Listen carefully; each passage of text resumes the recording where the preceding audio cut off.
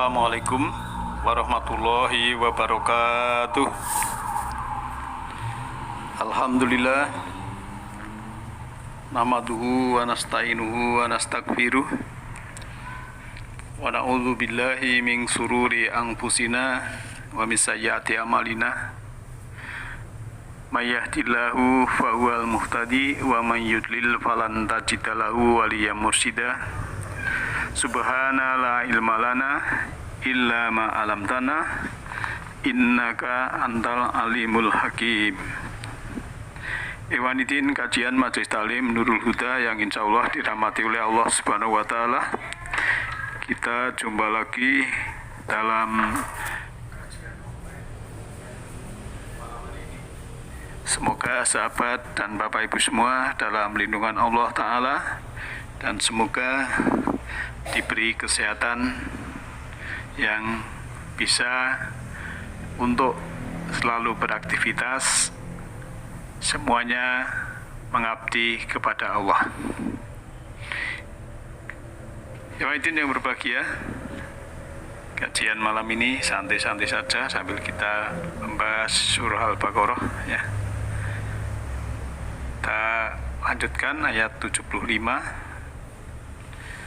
Di situ Allah berfirman yang artinya, maka apakah kamu sangat mengharapkan mereka akan percaya kepadamu, sedangkan segolongan dari mereka mendengar firman Allah lalu mereka mengubahnya setelah memahaminya, padahal mereka mengetahuinya.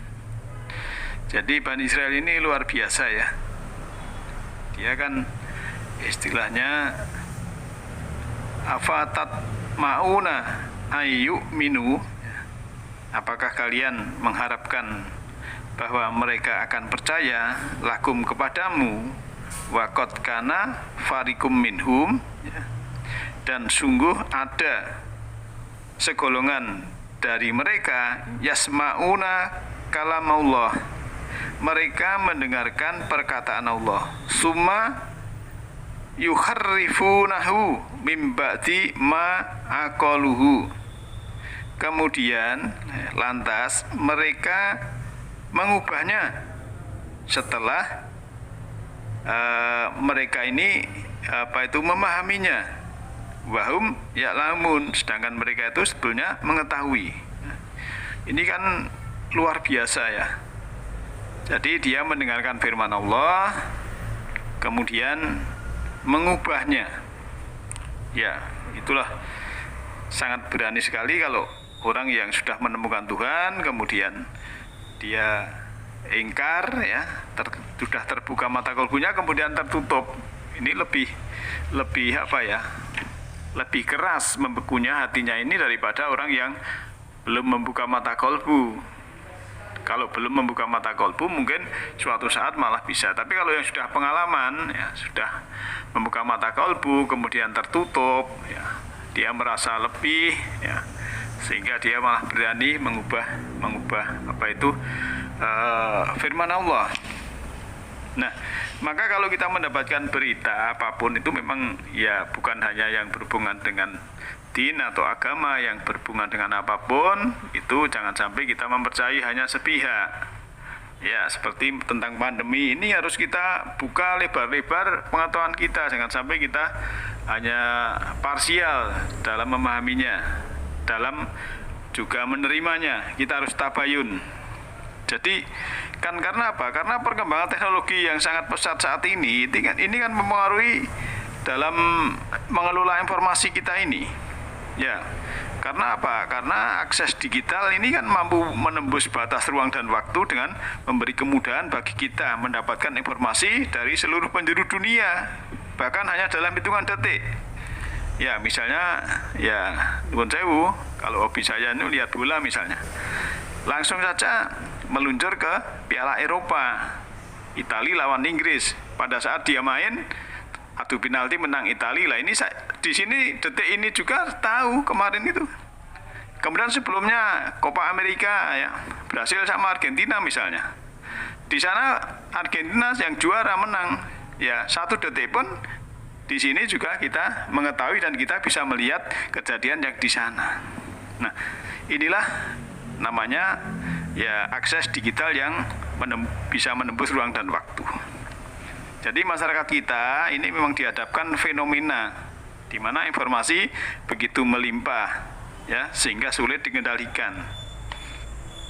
Hal ini memang ya ada dampak buruknya bagi kita yang tidak awas ya di dalam menelaah informasi yang kita terima ini.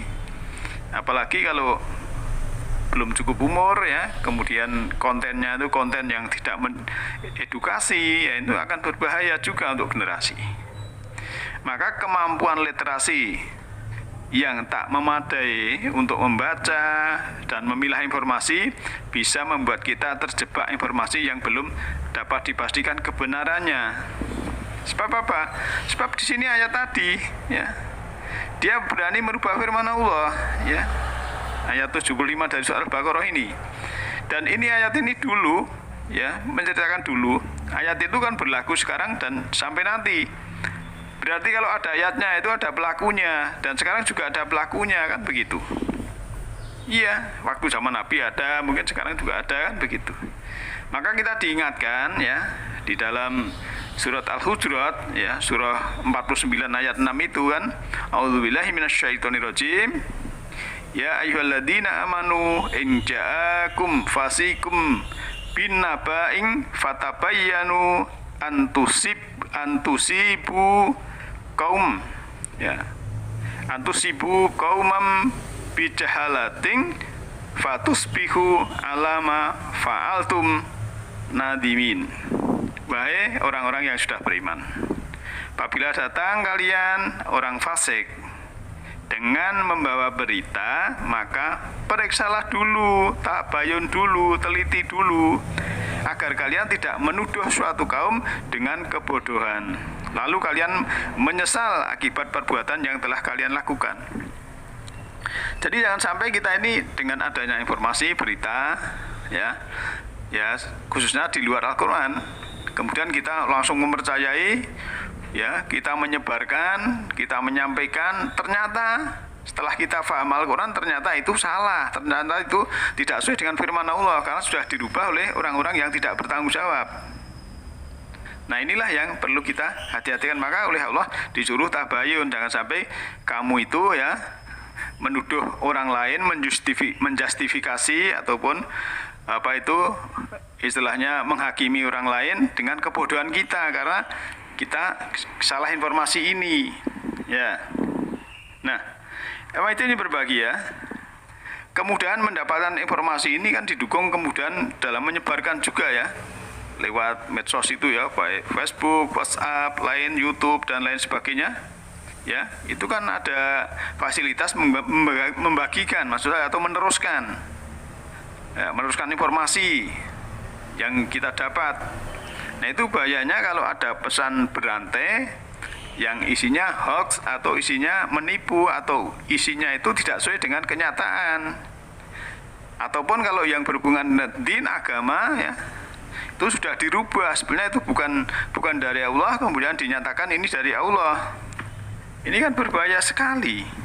Nah, dan itu mudah sekali, kita hanya untuk klik gitu saja sudah menjadi kita meneruskan ataupun kita share kemana aja itu kita kan sudah menjadi kurir informasi ya. Maka jangan asal mengklik, pilih dahulu berita mana yang benar dan berita mana yang salah, karena kebenaran itu mahal harganya.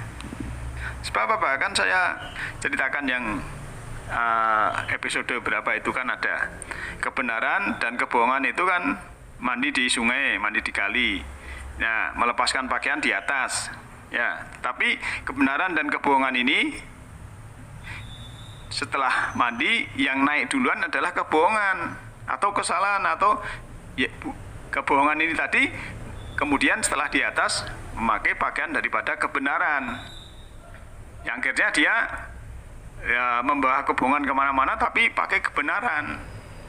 Maksudnya kan ada misalnya ya, seorang ibu pakai jilbab tapi untuk mencuri kemudian diselipkan di dalamnya. Ini kan sebetulnya kebohongan dibungkus oleh kebenaran, kebaikan. Nah, makanya orang yang dalam kebenaran itu polos ya, sederhana, apa adanya. Karena apa? Karena memang ya waktu setelah dari sungai ke atas itu pakaiannya, kebenarannya itu dibawa oleh kebohongan. Maka orang yang mau bohong itu mesti kan ya bahasanya mungkin ya seperti orang benar lah, orang jujur lah. Misalnya saya contohkan ya berulang-ulang orang mau menipu tapi dengan cara meminjam atau untuk apa itu kan halus sekali bahasanya. Ini pakaian kebenaran tapi digunakan untuk kebohongan. Oleh karena itu ya, sebab kita tahu hal yang demikian, kalau kebenaran itu mahal harganya. Karena apa? Banyak pihak yang tak bertanggung jawab ya, memanfaatkan situasi dengan terus menyebarkan berita bohong. Hingga ada ujaran kebencian di medsos itu. Kita mudah terprovokasi oleh informasi yang disajikan padahal itu hoax, itu salah. Terlebih bila hanya berpaku kepada judul dan sebagian kecil informasi yang diterimanya.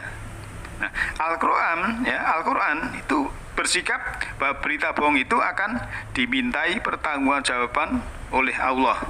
Ya, tidak hanya kepada pembuat berita saja, namun juga siapa yang ikut menyebarkan.